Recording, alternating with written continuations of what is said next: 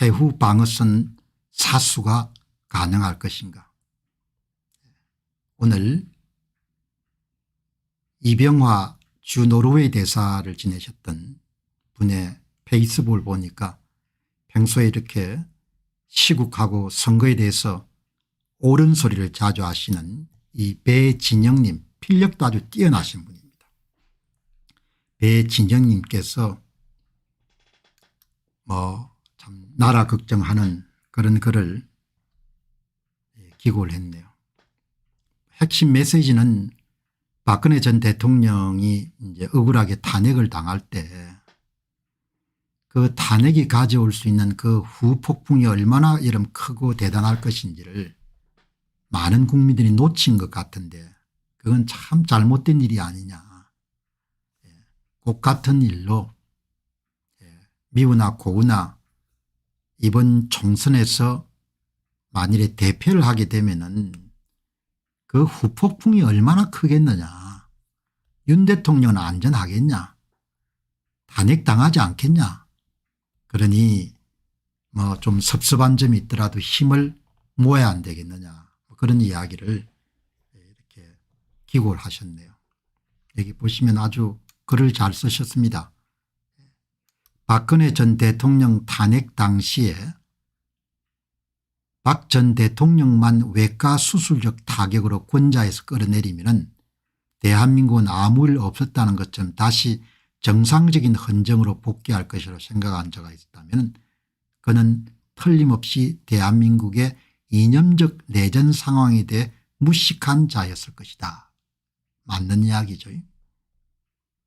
아니나 다를까 그들이 권력을 쥐었을 때 문재인 정권은 촛불 혁명을 내세워 가지고 모든 것을 밀어붙였고 그런 자신감을 바탕으로 20년 집권 100년 집권을 호언장담했다. 그리고 선거를 완전히 장악한 거지 않습니까? 그리고 윤 정권이 등장을 한 겁니다. 윤 정권이 출범하자 하마터면 나라가 망할 뻔했다는 것을 다 잊어버렸다. 윤 대통령과 그의 측근들은 그들이 상대한 세력이 어떤 세력인지를 잊어버리고 2년을 허송했다. 이건 국민들이 할 수 있는 게 전혀 없었던 겁니다. 그건 대통령이 정신 차리고 해야 될 일이지 국민들이 여러분들 할 수 없는 겁니다. 국민들은 물을 마실 수 있도록 물가까지는 여러분들 인도하거나 끌어갈 수는 있었지만 물을 마실 거냐 안 마실 거냐는 대통령 자신이 결정하는 일이었죠. 대통령에게 업소도 하고 호소도 했지만 그냥 본인이 마이웨이로 가신 거 아닙니까? 우리 사회가 얼마나 좌파에게 유리하게 기울어진 운동장임을 망각한 철없는 환상이었다. 일부 사람들이 여론이 좀 호전될 때 이번은 좀 다르다고 생각한 것을 두고 말씀하시는 겁니다. 우리 사회가 기울어진 운동장 차원보다 훨씬 더 위험한 것이 선거판이 기울어진 거죠. 그래서 글을 쓰신 분도 선거판이 기울어진 부분에 대한 그게 심각하게 이야기를 하시지 않습니다. 나라가 좀 작용화됐다 이런 이야기만 하시는 거죠.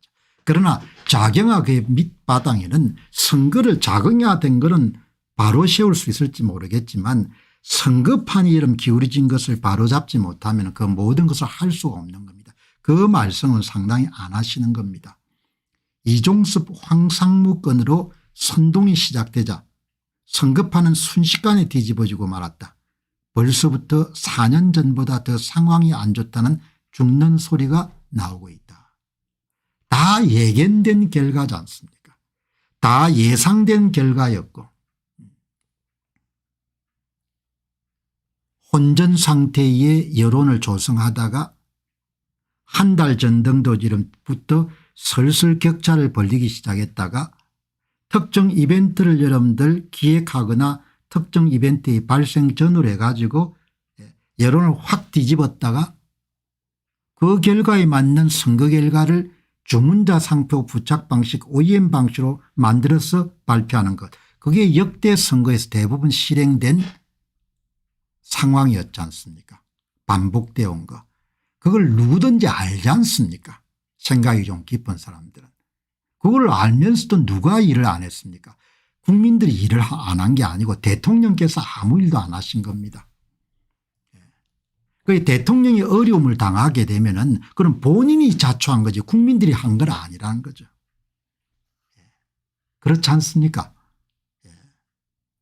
여기 이제 오늘 안타까운 마음에 배진영님께서는 뭐 그럼에도 불구하고 우리가 뭔가를 해야 된다 이렇게 말씀을 해야겠죠. 이번에 좌파 세력이 다수 의석을 차지하면 그들이 점잖게 의회민주주의를 하면서 다음 대선까지 기다려주겠습니까? 그럴 리가 없습니다. 더욱이 지금 야당 및 그 동조 세력의 대표 후보들 가운데는 사법 리스크를 안고 있는 이들이 수두룩합니다. 이들은 자신들의 생존을 위해서라도 다수당의 힘을 믿고 탄핵 쿠데타를 다시 시도할 것입니다. 벌써부터 박지원 등은 탄핵을 입에 올리기 시작했습니다. 그게 안 되더라도 최소한 윤 정권을 반신불수로 만들어버린 후에 다음 대선의 승리를 모셔갈 수도 있습니다. 그때가 되면 2017년 문재인이 그랬던 것처럼 이재명이 대통령 자리를 그냥 주워갈 수도 있을 겁니다. 뭐 뻔히 예상되는 일이지 않습니까? 그리고 그 뒤에는 막강한 화력이 있지 않습니까? 그들이 선거를 장악하고 있는 거지 않습니까? 그 선거를 장악하고 있는 것을 대통령이 충분히 인지하고 있지 않습니까?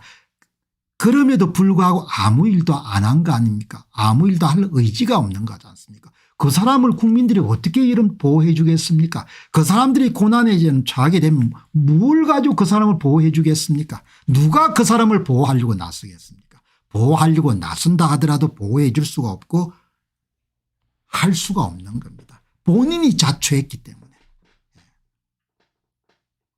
그런 자들이 이번 정권을 잡으면 이번에는 정말이지 대한민국은 절단 날 것입니다. 그리고 최종적으로 그걸 제도화하는 자유가 삭제되고 사람 중심이 전면에 등장하는 새로운 헌법이 제정될 겁니다. 뻔히 보이지 않습니까? 그 사람들이 선거를 장악하고 있는 겁니다. 하나도 새로운 게 없는 겁니다.